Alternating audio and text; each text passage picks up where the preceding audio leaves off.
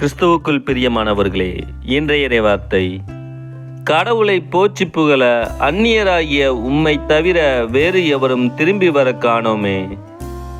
புனித லூக்கா எழுதிய நற்செய்தி 17ஆம் அதிகாரம் 11 முதல் 19 முடிய உள்ள வசனங்கள்.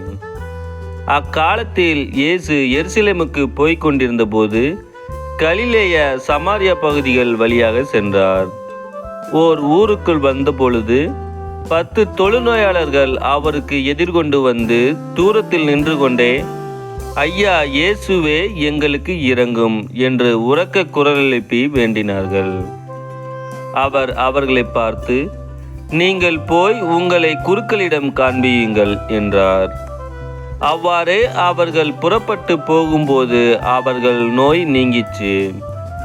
அவர்களுள் ஒருவர் தம் பிணி தீர்ந்திருப்பதைக் கண்டு உரத்த குரலில் கடவுளை போற்றி புகழ்ந்து கொண்டே இயேசுவிடம் திரும்பி வந்தார்.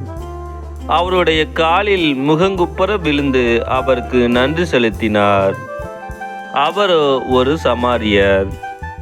இயேசு அவரை பார்த்து, 10 பேர்களின் நோயும் நீங்கவில்லையா? மற்ற 9 பேர் எங்கே? கடவுளை போற்றி புகழ அந்நியராகிய உம்மை தவிர வேறு எவரும் திரும்பி வர காணோமே என்றார். பின்பு அவரிடம், எழுந்து செல்லும், உமது நம்பிக்கை உமக்கு நலமளித்தது என்றார்.